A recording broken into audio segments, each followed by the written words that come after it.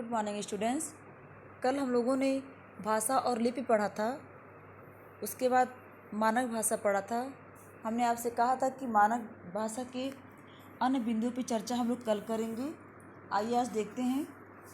यहाँ पे देखिए, मानक संबंधी, वर्तनी संबंधी कुछ बिंदु यहाँ दिए गए हैं। पहला है री का प्रयोग हिंदी में न होने के कारण इन्हें हिंदी की मानक वर्णमाला में स्थान नहीं दिया गया। यानी कि इन वर्णों का प्रयोग हिंदी में अब नहीं होता है, इसलिए इसको हिंदी की वर्णमाला में स्थान नहीं दिया गया। दूसरा है संयुक्त वर्ण पाई हटाकर गुंडी को आधा कर तथा हलंत लगाकर बनाए जाते हैं। पाई हटाकर यानी कि जैसे आप लोग को पता है कि द्वितीय व्यंजन किसे कहते हैं। द्वितीय व्यंजन यानी कि जब प्रथम व्यंजन जो है स्वर रहित होता है और द्वितीय व्यंजन जो स्वर सहित होता है उसे हम कहते हैं द्वितीय व्यंजन। यहाँ पर देखिए, जैसे लिखा है बच्चा, यहाँ पे आधा च यानी कि यहाँ पे पाई को हटा दिया गया है, ठीक है। और उसके बाद च पूरा लिखा गया, यानी कि उसमें नहीं हटा गया है। तो इस तरह जो ये संयुक्त व्यंजन बन गया और ये जो है ये मानक भाषा में स्थान इस तरह के शब्दों को दिया गया है। तीसरा है विभक्ति चिन्ह संज्ञा शब्दों से पृथक तथा सर्वनाम शब्दों में मिलाकर लिखे जाएंगे। विभक्ति चिन्ह आपको मालूम है, विभक्ति चिन्ह कौन होते हैं। कर्ता ने कर्म को करण से, संप्रदान को के लिए, अपादान से, संबंध का के अधिकरण में पर, ये सारे विभक्ति चिन्ह हैं। तो यहाँ पे लिखा है कि जब भी संज्ञा के साथ विभक्ति चिन्ह आएगी तो उसको हम लोग अलग लिखेंगे, और लेकिन जब वही विभक्ति चिन्ह सर्वनाम के साथ आएगी तो हम उसको एक साथ मिला करके लिखेंगे। आगे बढ़ते हैं। संयुक्त क्रियाएं पृथक लिखी जाएगी, जैसे पढ़ चुका। संयुक्त क्रियाएं, संयुक्त मतलब होता है अर्थात मिला हुआ। यहाँ पे देखिए दो क्रिया लिखा हुआ है, पढ़ चुका। यहाँ पे दो क्रिया है, इसलिए दोनों को हमेशा जब भी लिखा जाएगा अलग अलग लिखा जाएगा, ना कि एक करके लिखा जाएगा। आगे है अव्यय पृथक लिखे जाएंगे, जैसे उनके साथ यहाँ तक, यानी कि जब भी यहाँ पे अव्यय का प्रयोग किया जाएगा वो अलग अलग लिखे जाएंगे।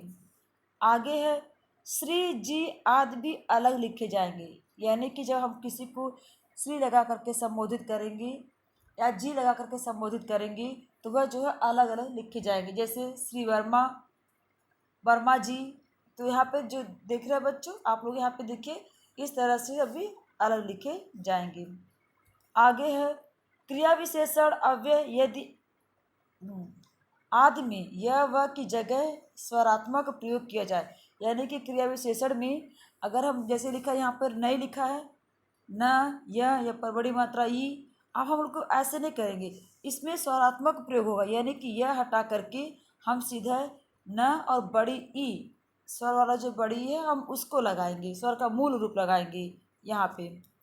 जैसे हुआ का हुआ लिखेंगे, किए, आए, नहीं, हुआ आदि, ये सब मानक रूप है। मानक रूप मतलब यहाँ पे परिनिष्ठित है। ये जहाँ यह शब्द का मूल तत्व हो वहाँ यह ही रहेगा, लेकिन कहीं कहीं पे यह शब्द बहुत ही जरूरी होता है, उसके वहाँ पे हम इसका प्रयोग नहीं कर सकते। जैसे स्थायी हो गया, अव्ययभाव हो गया, दायित्व हो गया, यहाँ पे यह रहेगा ही रहेगा।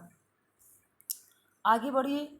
संयुक्त व्यंजन के रूप में पंचम अक्षर के स्थान पे अनुस्वार आएगा। संयुक्त व्यंजन यानी कि देखिए, संयुक्त व्यंजन यानी संयुक्त व्यंजन क्या होता है कि जब किसी व्यंजन जो पहला व्यंजन जो है हलंत रहित होता है और दूसरा व्यंजन जो है हलंत के साथ होता है, तो यहाँ पे लिखा है कि उस अवस्था में हमेशा हम अनुस्वार का प्रयोग करेंगे, वह अनुनासिक का करेंगे, दोनों चिन्ह को प्रयोग में लाएंगे।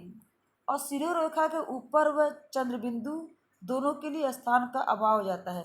शिरोरेखा यानी कि जब किसी व्यंजन में मात्रा लगा होता है तो उसे हम बोलते हैं शिरोरेखा। तो अब जब हम चंद्रबिंदु वहाँ पे लगाते हैं तो हमारे लिए कोई जगह नहीं बचता है, तो हम क्या करते हैं, उस चंद्रबिंदु की जगह पे हम अनुस्वार लगाते हैं। लेकिन जब हम उसकी गणना करेंगे, जब उसको हम मान लीजिए कहीं उसको हम वर्ण विच्छेद करते हैं तो हम उसको चंद्रबिंदु ही दर्शाएंगे, लेकिन लिखते समय सिर्फ हम उसको अनुस्वार रूप में लिखेंगे। जैसे यहाँ पे दिया है मैं वहाँ पर ए की मात्रा लगा रहता है ना, तो ए की मात्रा पे वहाँ पे चंद्रबिंदु की लगता है, लेकिन चूंकि उस पर मात्रा लगा है तो चंद्रबिंदु के लिए जगह नहीं है, इसलिए वहाँ पे हम अनुस्वार का प्रयोग करते हैं। और बाकी जगह पे जहाँ पे मात्रा नहीं लगा रहता है वहाँ पे हम चंद्रबिंदु का इस्तेमाल करेंगे। जैसे पाँव हुआ, गाँव हुआ, ये सारे वर्डों के शब्दों के ऊपर हम चंद्रबिंदु प्रयोग करेंगे। आगे देखिए, क ख ग ज फ में से अनेक ध्वनियाँ हिंदी उच्चारण में परिवर्तित हो गई, यानी कि इसमें से है ये नुक्ता वाले सब वर्ड हैं, इसकी सब ये हिंदी उच्चारण में परिवर्तित हो गए हैं। केवल ज फ अभी भी प्रयोग में है, लेकिन और ज और फ नुक्ता वाले ऐसे शब्द हैं जो अभी भी उसी की तरह से अपनी हिंदी में प्रयोग किए जाते हैं। अरबी, फारसी या अंग्रेजी मूलक शब्दों में इनका प्रयोग मानक है, लेकिन अंग्रेजी, फारसी और अरबी इन शब्दों में जो है इन वर्डों का प्रयोग होता है। आगे देखिए, कुछ शब्द दोनों रूप में मानक है, जैसे सर्दी, सर्दी, गर्दन, गर्दन, ऐसे ही बर्फी हो गया, ऐसे ही दर्जी हो गया, दोनों रूप में। अगर मान लीजिए आप ऐसे लिखते हैं द पर बड़ी मात्रा दी र, अगर ऐसे लिखते हैं, या फिर सरदी ऐसे लिखते हैं, ये दोनों रूप ही मानक है, यानी कि दोनों रूप ही मान्य है।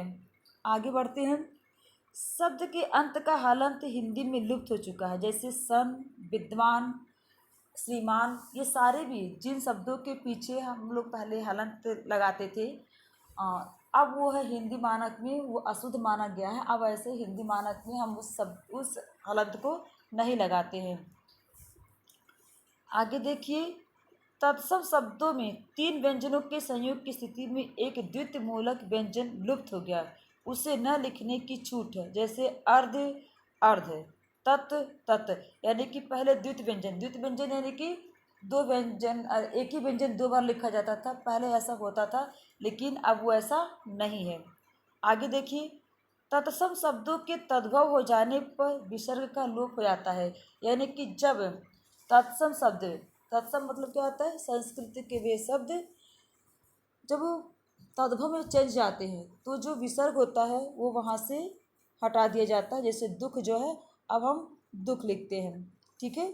आगे देखिए, पूर्वकालिक प्रत्यय कर क्रिया से मिलाकर लिखा जाए, जैसे दौड़कर, पढ़कर, यानी कि पूर्वकालिक क्रिया क्या है, कर जिस शब्द में लगता है उसे हम कहते हैं पूर्वकालिक क्रिया। तो अब जब भी पूर्वकालिक क्रिया का प्रयोग होगा तो वहाँ पे हम पूर्वकालिक क्रिया को शब्द के साथ मिला करके लिखेंगे, ठीक है। आइए बच्चों, अब आगे बढ़ते हैं। व्याकरण, तो व्याकरण किसे कहते हैं? व्याकरण वह शास्त्र है जिसके द्वारा भाषा के शुद्ध स्वरूप का शुद्ध प्रयोग का ज्ञान होता है, अर्थात व्याकरण भाषा में केवल उसी रूप में मान्यता देता है, यानी कि व्याकरण भाषा के केवल उसी रूप को मान्यता देता है जिसे अधिकांश शिक्षित लोग प्रयोग करते हैं, यानी कि अधिकांश शिक्षित लोगों द्वारा प्रयोग की गई भाषा को ही हम व्याकरण की श्रेणी में रखते हैं। इस प्रकार भाषा में शुद्धता, स्थिरता और मानकता आ जाती है, और इस तरह से जब हम व्याकरण के अनुसार भाषा का चयन करते हैं तो उससे भाषा में क्या आती है, शुद्धता भी आती है, स्थिरता भी आती है और मानकता भी आ जाती है। व्याकरण भाषा के प्रचलित रूप का अनुसरण करता है, यानी कि भाषा जो उस समय प्रचलित रहती है, जो भाषा उस समय चलती है, उसी भाषा का अनुसरण जो है व्याकरण करता है, यानी कि उसके पीछे पीछे चलता है, ना कि भाषा व्याकरण का अनुकरण करती है। कभी भी भाषा व्याकरण का अनुकरण नहीं करती है, वह नहीं पीछे चलती है, व्याकरण खुद उसके पीछे पीछे चलता है। इसीलिए व्याकरण भाषा में एक रूपता लाकर उसके रूप को स्थिर कर देता है। व्याकरण से ही उसकी भी एक रूपता आती है और वो स्थिर होता है। इस तरह से भाषा परिष्कृत बनती है, अतः भाषा के मानक रूप को स्थिर करने के लिए व्याकरण महत्वपूर्ण भूमिका निभाता है। बच्चों, आज के लिए इतना ही। आगे हम जो साहित्य और पद्य का गद्य है उसके बारे में हम कल चर्चा करेंगे। धन्यवाद।